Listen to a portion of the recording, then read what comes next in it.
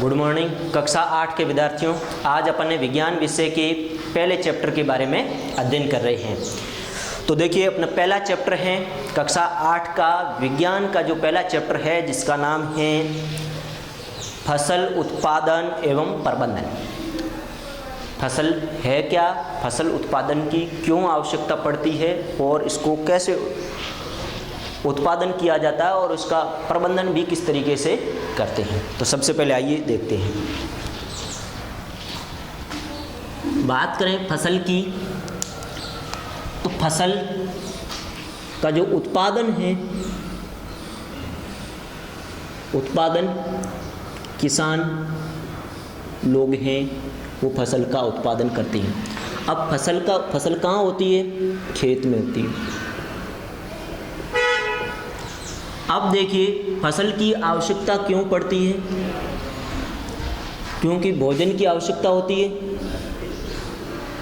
भोजन की आवश्यकता की पूर्ति करने के लिए, भोजन की आवश्यकता की पूर्ति के लिए किसकी आवश्यकता होगी? फसल की। फसल उगाना पड़ेगा और भोजन की आवश्यकता करनी पड़ेगी। सभी सजीवों को भोजन की आवश्यकता होती है। जितने भी सजीव हैं उनको भोजन की आवश्यकता होती है। इसलिए किसान लोग फसल का उत्पादन करते हैं।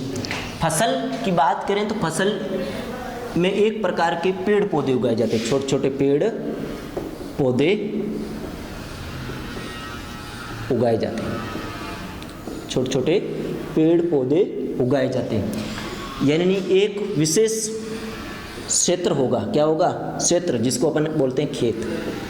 अब उस खेत के अंदर विभिन्न प्रकार के छोटे छोटे पौधे उगाए जाते हैं। क्या उगाए जाते हैं? विभिन्न प्रकार के छोटे छोटे पौधे उगाए जाते हैं। इस प्रकार से अपन कह सकते हैं, इस प्रकार से छोटे छोटे पौधे उगाए जाते हैं। छोटे छोटे पौधे उगाए जाते हैं, उसे अपन फसल कहते हैं। क्या कहते हैं? फसल कहते हैं। फसल कहते हैं। तो फसल की एक परिभाषा अपन जाने। फसल की क्या जाने? परिभाषा।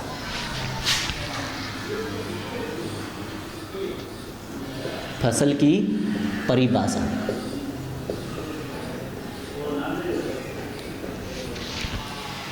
फसल की परिभाषा किसी विशेष क्षेत्र में, एक विशेष क्षेत्र में एक ही किस्म के बहुत सारे पौधों को उगाना क्या कहलाता है? फसल कहलाता है। एक विशेष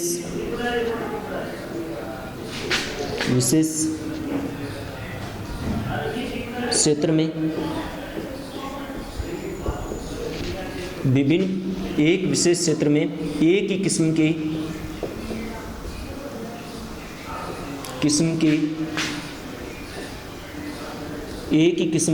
अधिक संख्या में पौधों को उगाना फसल कहलाता है। क्या कहलाता है? फसल कहलाता है। यानी एक विशेष क्षेत्र होगा जिसको अपन खेत बोलते हैं। एक ही किस्म के, जैसे मान लो बाजरा है या फिर गेहूं है, एक ही किस्म के अधिक संख्या में पौधों को उगाना क्या कहलाता है? फसल कहलाता है। अपन जब कोई कहीं जाते हैं तो एक खेत देखते हैं। एक ही खेत में विभिन्न प्रकार के एक ही जैसे पौधे उगे हुए अपने को दिखाई देते हैं। यानी एक ही प्रकार के विभिन्न प्रकार के पौधे अपने को दिखाई देते हैं, जिनको अपन क्या बोलते हैं? फसल कहते हैं।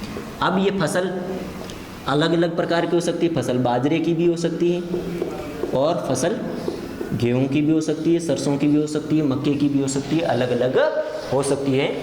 अब देखिए अपन ने फसलों को 3 भागों में ऋतु के आधार पर, किसके आधार पर? ऋतुओं के आधार पर, ऋतुओं के आधार पर फसलों को 3 भागों में डिवाइड किया गया है। ऋतुओं के आधार पर फसलों को 3 भागों में डिवाइड किया गया है। अब देखिए पहली बात करते हैं तो इसके अंदर आती हैं खरीफ की फसलें। कौन सी? खरीफ की फसलें। खरीफ की फसल। अब दूसरी आती है रबी की फसल।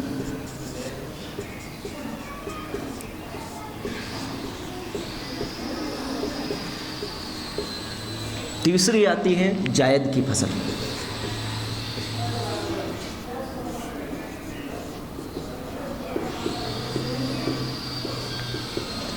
अब देखिए सबसे पहले अपन ने पढ़े खरीफ की फसल। कौन सी फसल?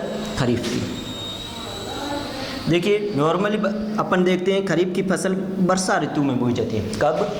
वर्षा ऋतु में। जब बारिश होती है वर्षा ऋतु में तब ये बोई जाती है। यानी वर्षा ऋतु में जो फसल बोई जाती है उनको सामान्य भाषा में अपन खरीफ की फसल बोलते हैं। देखिए इन खरीफ की फसल वर्षा ऋतु में बोई जाती है, तो इनका समय अवधि क्या रहती है, यानी कौन कौन से महीनों में अपने को बोनी पड़ती है या बोई हुई अपने को दिखाई देती है। तो देखिए खरीफ की फसल जून से सितंबर तक। कब? सितंबर तक। जून से सितंबर तक अपने को खरीफ की फसल दिखाई देती है, या फिर समय है इनका खरीफ की फसल का जून से सितंबर तक का जो समय रहता है वो जून, जुलाई, अगस्त, सितंबर का जो समय है इनके बीच का जून से सितंबर का वो खरीफ की फसल का समय होता है। जब बारिश ऋतु होती है तब खरीफ की फसल होती है। अब खरीफ की फसल के उदाहरण कौन कौन से हैं, कौन कौन से खरीफ की फसल के अंदर आते हैं? जैसे अपन बात करें बाजरा, चावल, मक्का इत्यादि, ये सभी किसके अंदर आ जाते हैं? बाजरा है, चावल है, मक्का है, ये आते हैं खरीफ की फसल के अंदर। किसके अंदर आते हैं? खरीफ की फसल के अंदर। अब देखिए रबी की फसल की बात करें तो ये शरद ऋतु में होती है। कब होती है? शरद ऋतु में, सर्दी के शीत ऋतु में। शीत ऋतु में, शीत ऋतु होती है तभी क्या होती है? खरीफ की, रबी की फसल होती है। रबी की फसल का टाइम पीरियड क्या है? शीत ऋतु में, क्योंकि अपन ने फसलों को ऋतुओं के आधार पर डिवाइड किया गया। किसके आधार पर? ऋतुओं के आधार पर। ठीक है, तो शीत ऋतु में होती है। कब होती है रबी की फसल? शीत ऋतु में होती है। अब इनका समय अवधि की बात करें तो शीत ऋतु में कब? शीत ऋतु का समय शुरू होता है अक्टूबर से। कब? अक्टूबर से कब तक होगा?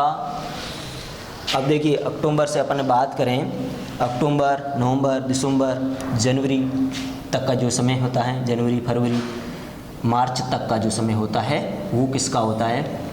रबी की फसल का। यानी अक्टूबर से लेकर मार्च तक का जो समय होता है वो किसका होता है? शीत ऋतु का जो समय होता है अक्टूबर से मार्च तक का वो रबी की फसल का होता है। किसका होता है? रबी की फसल का।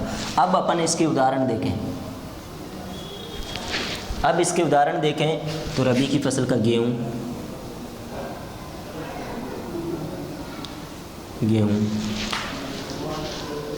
सरसों, चना इत्यादि, ये सभी किसके उदाहरण हैं? रबी की फसल के। तो अपन जान लिया खरीफ की फसल के अंदर कौन कौन आते हैं, कब खरीफ की फसल होती है, रबी की फसल कब बोई जाती है, शीत ऋतु में, समय क्या है अक्टूबर से मार्च तक का, इनके उदाहरण क्या है? गेहूँ, सरसों, चना इत्यादि। अब बात करते हैं जायद की फसल की। किसकी? जायद की फसल। अब देखिए इनका अगर देखा जाए समय तो इनका समय गर्मी में होता है। कब होता है? वर्षा ऋतु, शीत ऋतु, उसके बाद में गर्मी में। जब ज़्यादा गर्मी कब पड़ती है? इनका समय होता है अप्रैल से जून तक। कब होता है? अप्रैल से जून तक, यानी अप्रैल, मई, जून, 3 महीने इनका समय होता है जायद की फसल का। अब अपन देखें ये तो गर्मी में तो होती है फसल। अब इनके उदाहरण कौन कौन से हैं जायद की फसल से? जैसे तरबूज है, खीरा है, ककड़ी है, ये सभी किसके अंदर आ जाएंगे? जायद की फसल के अंदर, क्योंकि अपन गर्मी के मौसम में देखते हैं तरबूज है, खीरा है, ककड़ी है, ये सब कब आती है? गर्मी के मौसम में आती है। तो ये जायद की फसल भी कब होती है? गर्मी के मौसम में होती है। गर्मी के मौसम के कौन से महीने होते हैं? अप्रैल के बाद में गर्मी स्टार्ट हो जाती है अच्छी तरीके से, अप्रैल, मई, जून। तो ये अब तब बाज़ार में क्या आ जाते हैं? तरबूज, खीरा, ककड़ी ये आ जाते हैं। तो ये जायद की फसल है। तो अपन ने फसलों को ऋतुओं के आधार पर 3 भागों में डिवाइड किया गया। तो अपन ने ये बात जान ली कि फसल क्या है, यानी एक विशेष क्षेत्र में एक ही किस्म के बहुत सारे पौधों को, अधिक संख्या में यानी बहुत सारे पौधों को उगाना क्या कहलाता है? फसल कहलाता है। फसल को अपन ने 3 भागों में डिवाइड किया। किसके आधार पर डिवाइड किया? ऋतु के आधार पर। यानी कुछ ऐसी फसल है जो बारिश की ऋतु में होती है, वर्षा ऋतु में, कुछ होती है शीत की ऋतु में होती है, और कुछ क्या होती है? गर्मी की ऋतु में। इसका मतलब खरीफ की फसल, रबी की फसल और जायद की फसल 3 प्रकार की फसलों की कैटेगरी होती है। यानी किसान, इसका मतलब किसान जब फसल करता है तो वर्षा ऋतु में कौन सी फसल बोएगा? खरीफ की फसल। सर्दी आएगी तो किसान कौन सी फसल बोएगा? रबी की फसल। और जब गर्मी होगी ज़्यादा तब कौन सी फसल आ जाएगी उसके सामने?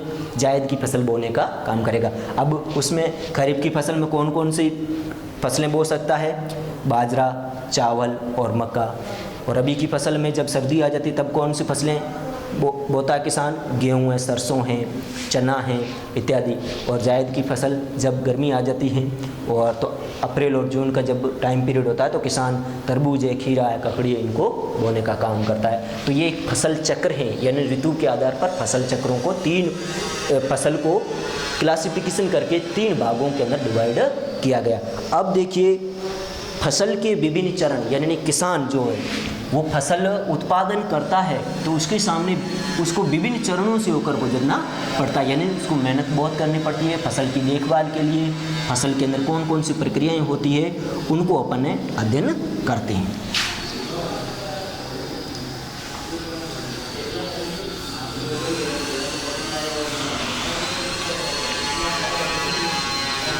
तो देखिए अपन ने ये तो बात जान ली फसल क्या है। फसल को 3 भागों में डिवाइड किया गया है, ऋतुओं के आधार पर 3 भागों में डिवाइड किया गया। कौन सी फसल का क्या समय है, किस समय में कौन सी फसल होती है। अब अपने सामने एक चीज़ आती है कि फसल के विभिन्न चरण, यानी जो किसान लोग हैं वो खेती करते हैं तो उनको विभिन्न प्रकार के स्टेप बाय स्टेप खेती का प्रोसेस चलता रहता है, तो विभिन्न चरणों से होकर उनको गुजरना पड़ता है। तो सबसे पहले देखिए फसल के विभिन्न चरण।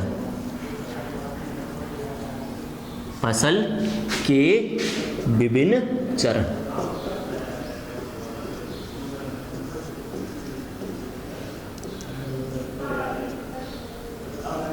फसल के विभिन्न चरण। अब इसमें से अपन देखें सबसे पहला चरण आता है मिट्टी को तैयार करना। किसान लोग सबसे पहले फसल बोने का मन करते हैं तो सबसे पहले खेत में जाते हैं और मिट्टी को तैयार करते हैं। क्या करते हैं? मिट्टी को तैयार करते हैं। मिट्टी को तैयार कर,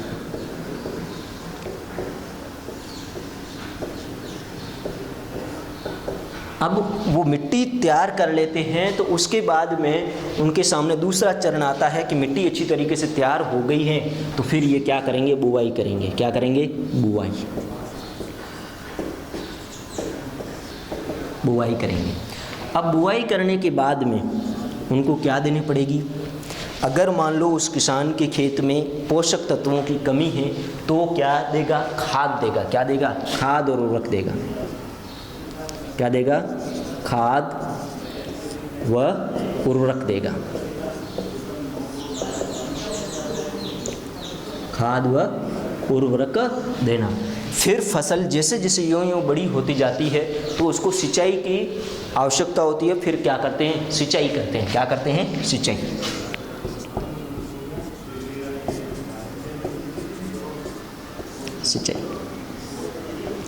सिंचाई करते हैं। अब देखिए सिंचाई करने के बाद में फसल जब अच्छी तरीके से तैयार भी हो जाती है तो उसके साथ में कुछ खरपतवार, यानी उनको क्या करनी पड़ती है? खरपतवार से सुरक्षा। अब खरपतवार क्या है इसको भी पढ़ेंगे। खरपतवार से सुरक्षा। खरपतवार से सुरक्षा करना। और उसके बाद में फसल अच्छी तरीके से पक जाती है, तो पकने के बाद में क्या होता है, कटाई करना। कटाई करना। अब कटाई करने के बाद में फसल को क्या किया जाता है, भंडारण किया जाता है। क्या किया जाता है, भंडारण। क्या किया जाता है, भंडारण किया जाता है। तो ये 7 चरण है। कितने चरण हैं, 7 चरण हैं। यानी किसान जब भी फसल अपने खेत में बोता है तो उनको इन विभिन्न चरणों से होकर गुजरना पड़ता है, इसलिए ये फसल के विभिन्न चरण हो गए। यानी फसल जब मिट्टी के अंदर, मिट्टी को तैयार किया जाता है, फिर बुआई की जाती है, खाद दे के, उर्वरक दे के, फिर सिंचाई की जाती है, फिर खरपतवार होते हैं उनको हटाया जाता है, कटाई करना, फिर भंडारण करना, ये सभी किसके चरण हैं, फसल के चरण हैं। यानी फसल के चरण हैं। अब देखिए एक अपने सामने आता है मिट्टी को तैयार करना। किसको, मिट्टी को तैयार करना। अब किसान के खेत में मिट्टी है, क्या है, मिट्टी है। अब मिट्टी क्या है, कठोर है, उस समय क्या है, कठोर। तो सबसे पहले मिट्टी को क्या किया जाता है, पोला किया जाता है। क्या किया जाता है, पोला। क्या किया जाता है, पोला किया जाता है। यानी उसको मिट्टी को पलटा जाता है। क्या किया जाता है, पलटा जाता है। बार बार उसको क्या किया जाता है, पलटा जाता है। अब उस पोला किया जाता है, उस प्रक्रिया को अपन क्या बोलते हैं, जुताई बोलते हैं। क्या कहते हैं, जुताई। क्या कहते हैं, जुताई। यानी फसल को जब मिट्टी को उल्टना, पलटना, उसको पोला करना जुताई कहलाता है। क्या कहलाता है, जुताई। अब इसको पोला क्यों किया जाता है, इसके क्या लाभ है। अगर मान लो मिट्टी को पोला किया गया तो पोषक तत्व आसानी से पौधे को मिल जाएंगे। पोषक तत्व आसानी से मिल जाएंगे। और जो पौधे जो बोएंगे ना फसल, अब फसल के जो पौधे होंगे उनकी जड़ें गहराई तक जाएगी। क्या होगी, जड़ें गहराई तक जाएगी। इसलिए सबसे पहले मिट्टी को तैयार करते हैं। उस प्रक्रिया को, मिट्टी को तैयार करना क्या कहलाता है, जुताई। अब देखिए जुताई के लिए पहले किसका प्रयोग किया जाता था, कुदाली। उपकरण थे, क्या थे, उपकरण थे। कुदाली,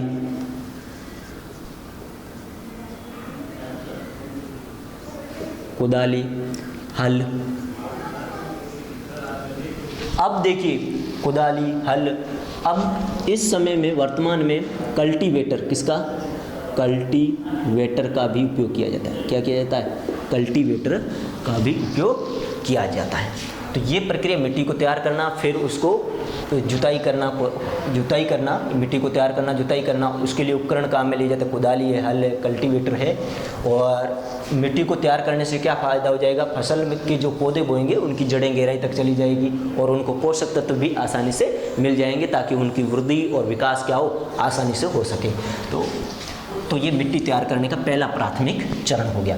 अब उसके बाद में बुआई करना। तो किसान जब बुआई करता है तो खेत के अंदर सबसे पहले वो सोचता है कि वो स्वस्थ बीजों का प्रयोग करे। कैसे, स्वस्थ बीज और अच्छी किस्म के बीज, अच्छी किस्म के बीजों का प्रयोग करना।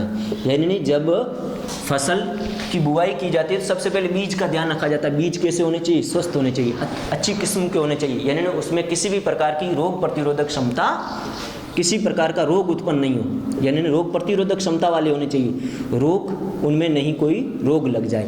तो अच्छी किस्म की बीज का प्रयोग किया जाता है। अब देखिए फिर बीज को